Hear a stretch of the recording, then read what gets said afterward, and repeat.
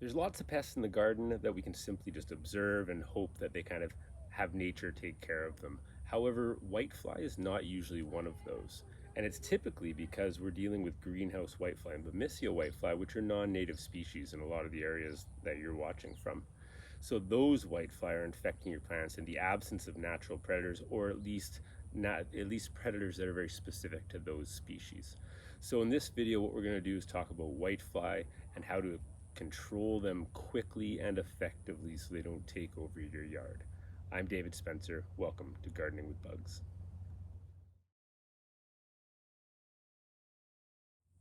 Okay, I'm assuming you've tuned in because you have whitefly or you're concerned about whitefly and so you want to know how to control it. But I'm going to reintroduce whitefly, and it's only because almost 50% of the time where I get asked uh, to help with whitefly, it turns out it's something like leafhoppers. And unfortunately, in the insect world, if you don't really know the species exactly, chances are your biocontrol program is not going to work at all. And that's a great example. What I would give you for whitefly control is not what I'd give you for leafhopper control. And then even whitefly species alone, it could be a whitefly species that I don't necessarily have the answers for. Some of my colleagues that I work with from Florida, they say there's a new whitefly species arriving almost daily. Okay, the term whitefly is it's not really misleading because we are talking about things that fly that are white. So really any kind of whitefly, it could be called a whitefly. There's a whole bunch of species that we're talking about, but really when we in the growing world talk about whitefly, what we're talking about is an insect that's actually closely related to scale and aphids. Now what you'll see is you'll see the adult whitefly. It's very small, usually entirely white, maybe some yellow bits on it, or some wing markings that can be dark. And what they do is they lay eggs on plant tissue, and those eggs turn into scale. So you won't be able to see them right away. Typically the eggs are very small. They kind of look like a dust, or you'll see like a ring type pattern. But as soon as they hatch into the first instar, and remember instar is a fancy word of saying like stages. It's a little bit more complicated than that, but basically this scale will have 4 instars as it gets a little bit bigger, and then turn into an adult. So in the first instar, they're almost invisible, and like some scale, there's a mobile stage, and that's it. Although they're not spreading around your plant, they're really just reorienting themselves. The second, third, and fourth instar, if you look very closely, you'll see them as almost translucent little bumps. Then they hatch into the adult whitefly and go on to infect them.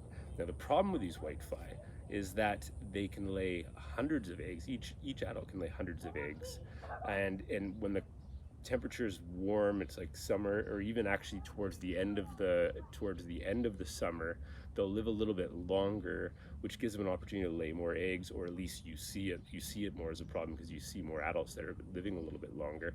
But they really overwhelm your plant. Like many insects in the sucking insect family, what they do is the scale put a mouthpiece into the plant and just feed on foam. And in the case of insects, or of aphids, they produce honeydew. So they kind of like poop it out, and that's what you'll see ants feeding on. That's what a lot of predators are attracted to.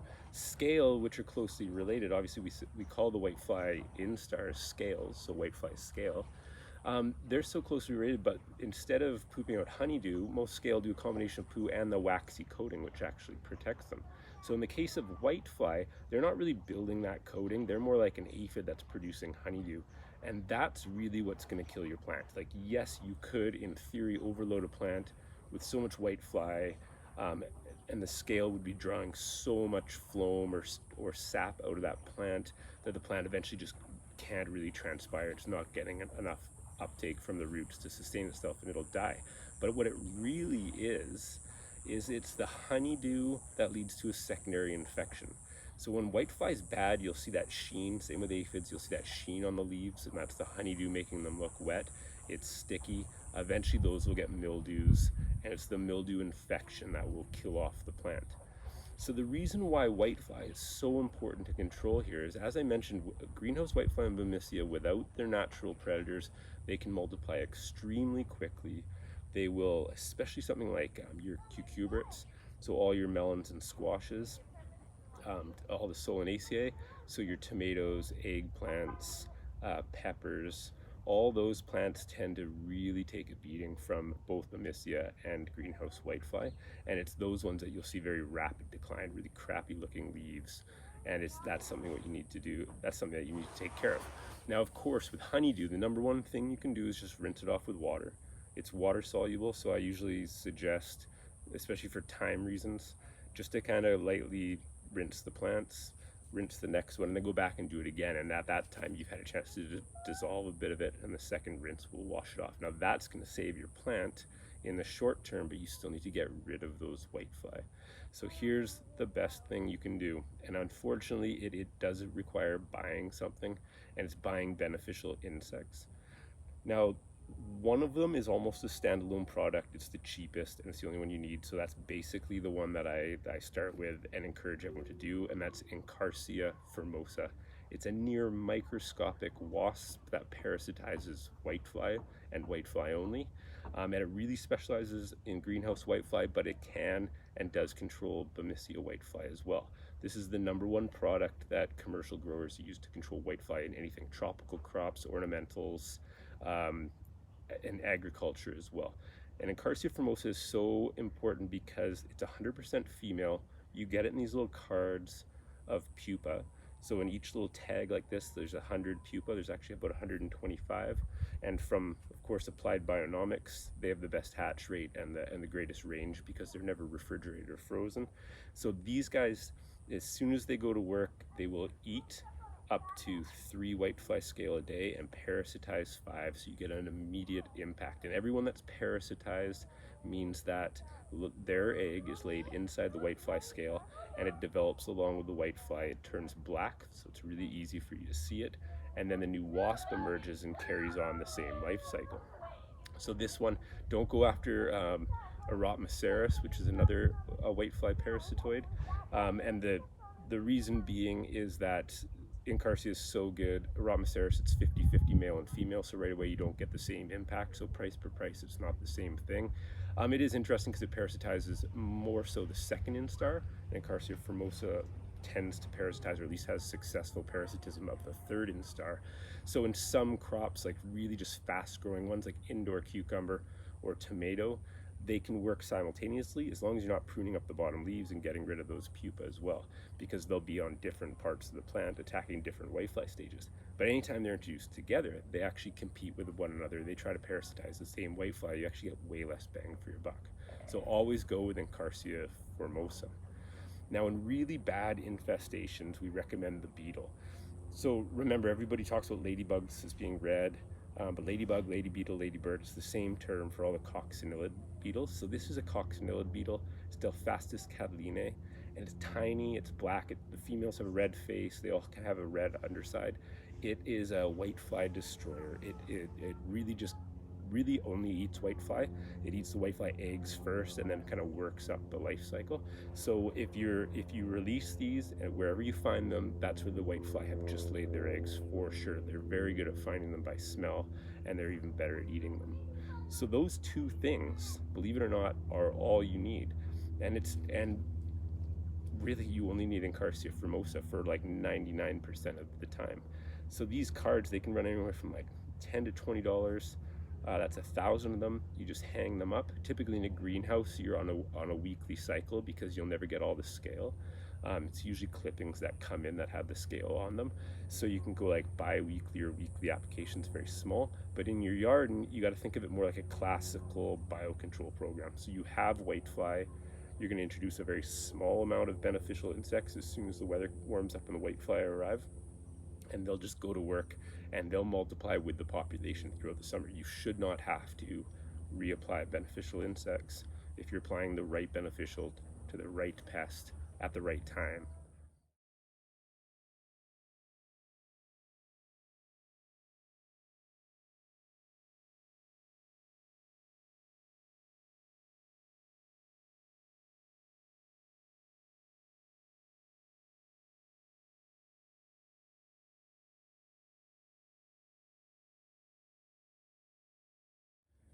Unfortunately, the prevention of whitefly is difficult in the garden because you're not typically buying plants that where the whitefly have come with them. It They usually have populations that have overwintered, very small because they shouldn't really survive, especially here in like British Columbia outside. They usually come with nursery stock, and those who've survived kind of build up population throughout the summer and then kind of naturally die off. So yes, you still need to control them on the plants that are very susceptible to it, but it's not like you can do things like really screen a lot of your plants that come in. That's what the commercial growers really should be doing. Like the poinsettia crops that come into the greenhouses now that are destined for Christmas time, they come up from like Costa Rica and places like that, sometimes loaded with whitefly, and they go through a series of oil drips, always trying to be organic because they know that the pesticides really don't work for these guys. And then they'll start their weekly applications of Encarsia, formosa, and then maybe Delphastus if they start to notice, if they notice the numbers are actually there. And that what that does is allows them to constantly keep it in check, and then they can make other decisions at the end, like whether or not they need a chemical application or whether or not to bump up the biocontrol program. But for us at home, there's really nothing you can do except for wait for those whitefly to show up and then apply the beneficial insects. So if you apply them early and there's no whitefly, unfortunately the ones like parasitoids that are very specific to whitefly, they just will not survive and you'll have to reapply them. So it's really important to scout for whitefly as well. So on a hot summer day, whitefly is very easy to find. Greenhouse whitefly tends to fly when disturbed, so you can tap a leaf like this and they'll start flying off. But Missy unfortunately kind of has more of a clumping thing, and the reason why a lot of the predators struggle with them is because they clump in a way and produce honeydew so much in such a smaller area that the predators really don't want to walk into that area, so then it leaves them like undetectable for quite a bit longer, and they're not as quick to fly. So in those ones you really do have to flip up leaves. Now commercial growers will have all sorts of formulas like flip up so many leaves per row, find the number, multiply it by whatever, and then they end up with a threshold sort of thing. But for you, because you're going to be timing with beneficial insects as soon as you find them, really just go to things like your squash and your peppers and your tomatoes and eggplants and flip leaves, and as soon as you see one of these whitefly, it's time to get Encarsia formosa. Now it's a funny biocontrol one because this is one that you really have to stay on top of and you have to be very aggressive with, but the response is actually very simple as well. There's no other thing that you need like that. Encarsia formosa is literally it. It will knock it down. Of course, the unsightly honeydew you can rinse off with a hose, but that is literally it for whitefly control. I'm David Spencer. Thanks for watching Gardening with Bugs.